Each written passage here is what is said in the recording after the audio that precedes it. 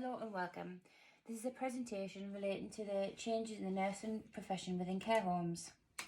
The changes began when, in December 2019, Wuhan, the Health Commission in China, reported a cluster of cases of pneumonia which was eventually identified as coronavirus. By January 2020, World Health Organization published their disease outbreak, which outlined the public health response to China's cases.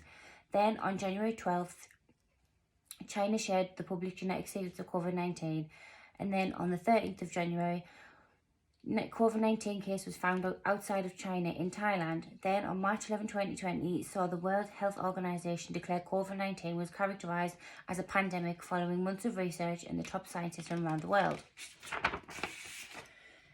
The changes continued when lockdown began.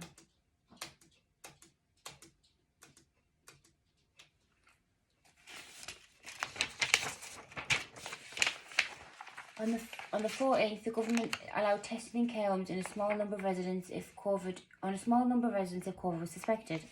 On March 2020, saw the government release guidance for suitable PPE and protective equipment for all care homes. On the 10th of March 2020, many care home companies actually closed their doors to visitors and all non-essential visiting. This means families could no longer visit their loved ones unless the client was end of life. On March 2020, saw the whole country locked down and care home life would change drastically forever.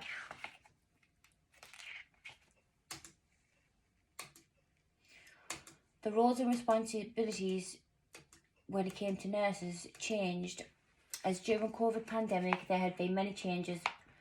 These changes were to staff and to residents, as well as families that had adapted to the new changes in life and knew the new life within the care home.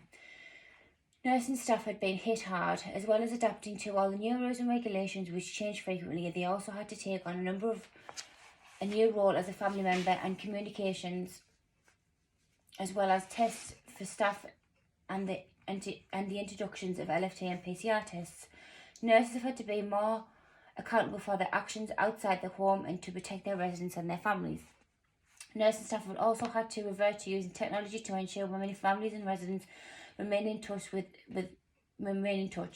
The multidisciplinary team also turned into using technology, and mandatory training was also moved onto an online platform. Nurses have had to undertake further training to enable in-house training and things for moving and handling, so the carers could keep up to date. Nurses have also been accountable for the correct PPE and staff guidance. To conclude, nurses in care homes and their staff and residents have all had to adapt greatly. This is including the responsibilities of learning and knowing ever-changing rules and guidelines, following policy and procedure changes set up by the government and regarding PPE.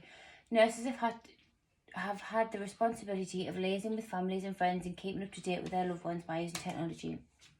Nurses have had the added responsibility of LFT and PCR testing to prevent the spread of the virus. They've also had to update results on the government site to arrange collections. Family and friends of the residents have had to respect the rules and guidelines and the extra responsibility put onto the nurses in order to keep their loved ones safe. Professional bodies have maintained responsibility for regulating the care homes, but again via distance using technology. During lockdown, added extra responsibility on all staff all throughout these unwanted changes. The NMC have supported nurses alongside the RNC.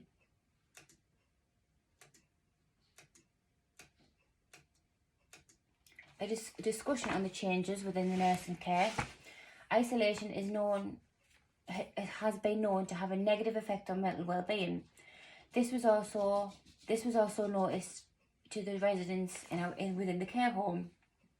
The mental and physical aspect would decline as they had no stimulation from families, so nurses had to take on this. Some of the nurses in the care home may have found some of the changes stressful, especially when the rules and regulations change regularly. A positive within the changes are the use of technology for training and contact between families and professional and consultations, as this upgraded their skill set.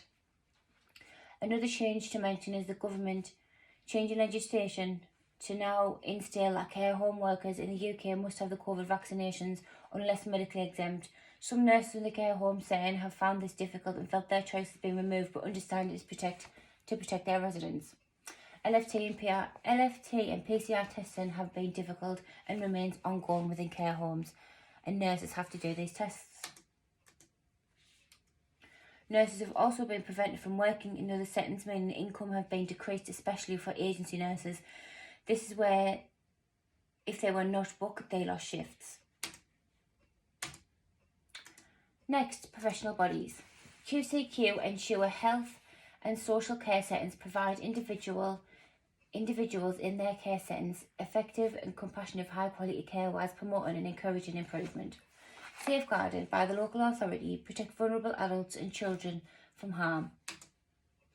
Mental health teams support individuals with complex and serious mental health needs. Support workers assist individuals to improve outcomes in their lives. They can support them with accommodation, financial and social aspects. GP practitioners assess, diagnose and treat medical conditions and refer to hospital if needed.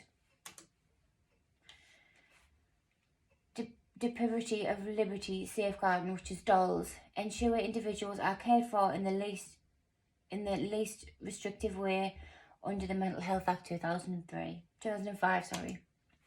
Unison is the National Union for Nurses Support and Guide.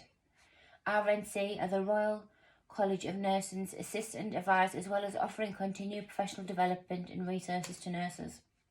The NMC regulates nurses and ensures they are registered on the nursing register and are fit to practice. Nurses follow the NMC code and conduct. Next is the effectiveness of the MD approach. It is less assessments for the clients, teamwork, holistic assessments for different professionals means treating the client well, different perspectives, different skills, reduces hospital admissions, makes the patient journey more detailed and smoother, can aid patient transfer. The limitations. Sometimes it isn't effective and communication isn't strong, can only work within the information is present, and some clients and families may not agree into the in-depth assessment. Some clients dislike multi-professionals and may disengage. To evaluate on the presentation. Multidisciplinary team working is a positive benefit to nurses and care homes, as it is being found to assist the patient on their journey better with less assessment time for them and their families. Questions are not over asked either, and repetitiveness is in mind. As followed, there are limitations, and every client within the care home setting has different needs and abilities. Some clients have no family, so information may be limited, which can affect the outcome. MDT is effective within care settings for nurses, as it minimises time whilst achieving the outcome of the best care for the individual involved. The nurse sometimes ends up the go between the patients and professionals, which can increase the workload. Nurses can also get frustrated, and communication isn't as good and timescales can be long. Thank you very much for listening to my presentation today. Here is a list of the references and bibliography. Thank you.